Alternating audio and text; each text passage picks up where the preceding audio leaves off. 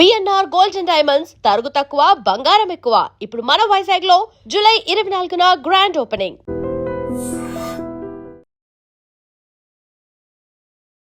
ప్రకృతి ఎప్పుడు ఏ రూపంలో విరుచుకుపడుతుందో ఊహించడం కష్టం. తాజాగా మెక్సికోలో సంభవించిన భారీ భూకంపం అక్కడి ప్రజలను తీవ్ర భయాందోళనకు గురి చేసింది. శుక్రవారం తెల్లవారుజామున ఒక్కసారిగా భూమి కంపించడంతో నివాసితులు ప్రాణాలు అరచేతిలో పెట్టుకుని రోడ్ల మీదకి పరుగులు తీసిన పరిస్థితి. మెక్సికోలోని దక్షిణ రాష్ట్రమైన చియాపాస్ తీర ప్రాంతాన్ని కేంద్రంగా చేసుకుని ఈ విపత్తు సంభవించినట్టు తెలుస్తుంది. విజువల్స్లో మీరు చూస్తున్నారు, మొత్తం కూడా ఏ విధంగా కదిలిపోతున్నాయో చూడండి. మెక్సికోలో భూకంపం 7.3 తీవ్రతతో నమోదైంది. అక్కడ ఉన్నటువంటి బిల్డింగ్స్ కావచ్చు, రోడ్డు కావచ్చు, షాపింగ్ మాల్స్ కొంత ఏ విధంగా కుదుపుకు గురవుతున్నాయో మీరు చూస్తున్నారు. జియోలాజికల్ సర్వే ప్రాథమిక సమాచారం ప్రకారం రిక్టర్ స్కేల్ మీద 7.3 ఉంది.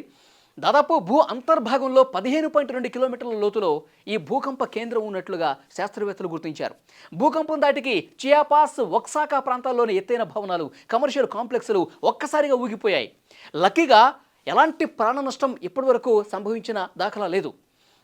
ప్రకంపనల తీవ్రతకు గోడలు బీటలు వారటం, సామాన్లు కింద పడిపోవడంతో స్థానికులు తీవ్ర దిగ్భ్రాంతికి లోనైనటువంటి పరిస్థితుంది. ఒకసారి వాళ్ళు ఎంత భయంతో ఉన్నారో విజువల్స్ చూస్తే మీకు అర్థమవుతుంది. ఒక నిర్మాణంలో ఉన్నటువంటి భవనం దగ్గర కార్మికులు అందరూ కూడా వాళ్ళు నిర్మిస్తున్నటువంటి ఆ పిల్లర్స్ను పట్టుకుని వాళ్ళు తమ ప్రాణాలు దక్కించుకున్న పరిస్థితి. మొత్తం పేక మేడల ఊగుతున్నటువంటి సిచ్యువేషన్స్ చాలా ప్రాంతాల్లో కనిపిస్తున్నాయి. ఈ భూకంప ప్రభావం మెక్సికోకే పరిమితం కాలేదు. దీని తీవ్రత పొరుగు దేశాలైన గ్వాటెమాలా, ఎల్ సాల్వడార్లను కూడా వణికించింది. అక్కడ కూడా సరిహద్దు ప్రాంతాల్లో భవనాలు బలంగా కనిపించాయి. మెక్సికో సరిహద్దును ఆనుకుని ఉన్నటువంటి గ్వాటెమాలా నగరంలో ప్రజలు భయంతో ఇళ్లలో నుంచి బయటకు పరుగులు తీసినటువంటి సిచ్యువేషన్. భూకంపం సముద్ర తీరానికి సమీపంలో సంభవించడంతో అధికారులు తక్షణమే అప్రమత్తమైపోయారు. మెక్సికో, గ్వాటెమాలా, పసిఫిక్ తీర ప్రాంతాల్లో ప్రమాదకరమైనటువంటి సునామీ అలలు ఎగసిపడే అవకాశం ఉందని సునామీ హెచ్చరిక కేంద్రం అలర్ట్ కూడా జారీ చేసింది. తీర ప్రాంత ప్రజలు సురక్షిత ప్రాంతాలకు వెళ్లాలని, సముద్రంలోకి ఎవరూ వెళ్లకూడదని అధికారులు ఆదేశాలు జారీ చేశారు. ప్రస్తుతం సహాయక బృందాలు క్షేత్రస్థాయిలో పరిస్థితిని సమీక్షిస్తున్నాయి. సో 7.3 తీవ్రత అంటే యాక్చువల్గా 7 తీవ్రత వస్తేనే అది చాలా ఒక పెను ప్రమాదం ముంచుకొచ్చే పరిస్థితిని అబ్జర్వ్ చేయొచ్చు. ఎందుకంటే గతంలో వచ్చినటువంటి భూకంపాలు, గతంలో వచ్చినటువంటి సునామీలు 7.3 నుంచి ప్రారంభమయ్యాయి.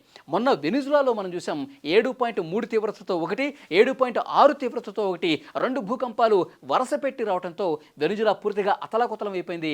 పూర్తిగా వందల కొద్ది బిల్డింగ్స్ కూడా శిథిలం అయిపోయాయి. వందలాదిగా జనం కూడా చనిపోయినటువంటి పరిస్థితి. ఇంకా చాలా మృతదేహాలు శిథిలాల కింద ఉన్నాయి. వాటిని బయటికి తీయడానికే నెల రోజులు సమయం పట్టే అవకాశం ఉంది. సో అలాంటి ఒక భయానకమైన సిచ్యువేషన్ వెనిజులాలో చూస్తే, మళ్ళీ రోజులు గడవక ముందే ఇప్పుడు మెక్సికోను కూడా భూకంపం తీవ్రంగా వణికించింది. మొత్తం ఊగిపోతుంటే ప్రజలందరూ కూడా మళ్ళీ వెనిజులాలో లాంటి పరిస్థితులు మెక్సికోలో ఏమైనా సంభవిస్తాయని చెప్పి ఒక భయంతో వాళ్ళు తమ ప్రాణాలు కాపాడుకోవడానికి తమ ఇంట్లో ఉన్నటువంటి పిల్లల్ని, పెద్దల్ని, వాళ్ళందరినీ కూడా సురక్షితంగా రోడ్ల మీదకి తీసుకొచ్చి వాళ్ళు అక్కడ పడిగాపులు పడినటువంటి పరిస్థితి ఉంది. సో అదృష్టవశాత్తు పెద్ద పెద్ద బిల్డింగ్స్ కూలిపోయినటువంటి పరిస్థితి ఇప్పటివరకు రాలేదు. కానీ అధికారులు మాత్రం సునామీ హెచ్చరికలు జారీ చేశారు. సునామీ ఏ క్షణమైనా సరే విరుచుకుపడే అవకాశం ఉందని ఒక అంచనా కట్టినటువంటి నేపథ్యంలో వాళ్ళందరూ కూడా తీర ప్రాంత ప్రజలు ముఖ్యంగా భయంతో గజగజ వణికిపోతున్నటువంటి సిచ్యువేషన్ అక్కడ కనిపిస్తోంది. అందుకే అక్కడ అధికారులు కూడా ముందస్తు ఏర్పాట్లు చేస్తూ ఉన్నారు. పునరావాస కేంద్రాలు ఏర్పాటు చేస్తున్నారు. సహాయక కార్యక్రమాలు ముమ్మరం చేసినటువంటి పరిస్థితి. వాళ్ళందరినీ కూడా హుటాహుటిన అక్కడి నుంచి పునరావాస కేంద్రాలకు తరలించారు. సో ఏ క్షణం సునామీ ముందుకొస్తుంది, ఏ క్షణం అలలు ఎగసిపడతాయి అన్నటువంటి ఆందోళన మెక్సికోలో ఎక్కడైతే భూకంప కేంద్రం ఉందో అక్కడ ఉన్నటువంటి ప్రజలు ఆందోళనతో ఇంకా భయం గుప్పిట్లోనే ఉన్నారు.